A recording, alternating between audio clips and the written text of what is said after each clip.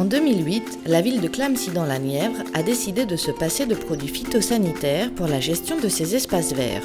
Rencontre avec Marc Chardonnay, responsable des espaces verts, pour quelques explications.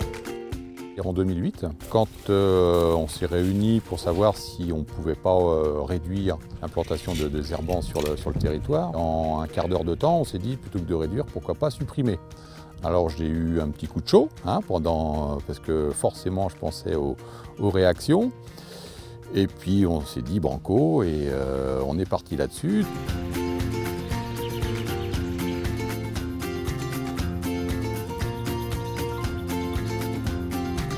Moi je me suis inspiré de la ville de Rennes, qui a été précurseur, bien avant que ce soit dans l'air du temps, qui ont commencé dans les années 90 à être en zéro phyto.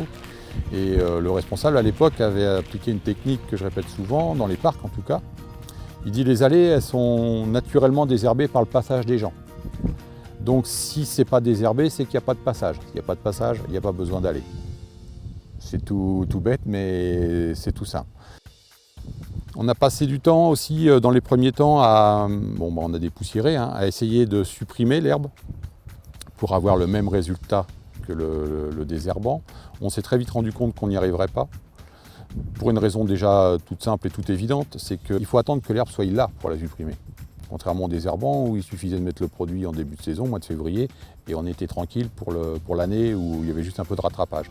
Donc il fallait au moins attendre qu'il y ait de l'herbe pour qu'on puisse l'enlever. Et ça, les gens, on avait peur qu'ils ne le comprennent pas forcément tout de suite, mais ils l'ont accepté aussi.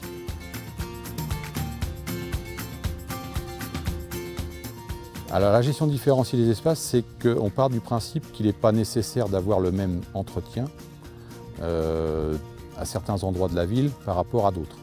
Je veux dire, en schématisant, la petite jardinière devant la mairie et le bord de route ou l'aire de pique-nique à la sortie de ville, c'est pas du tout la même chose.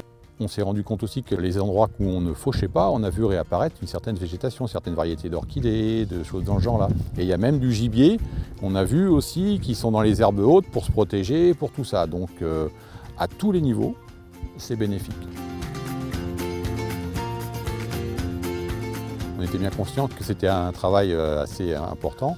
Donc on a décidé de créer une brigade spécialisée avec des gens du territoire, soit de la commune, soit du canton, qui étaient en recherche d'emploi, avec des contrats aidés, bien entendu, parce que sinon la charge de la commune, ça n'aurait été pas possible. Donc c'était aussi grâce à la possibilité d'avoir des contrats aidés.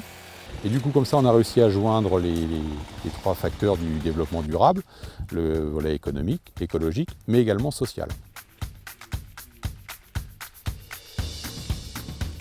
Il ne faut pas penser qu'on aura le même résultat avec le désherbant, on oublie. Mais de toute façon, on n'a pas besoin. Et si on l'accepte, l'herbe, et s'il y en a quelque part, l'herbe n'a jamais tué qui que ce soit, elle.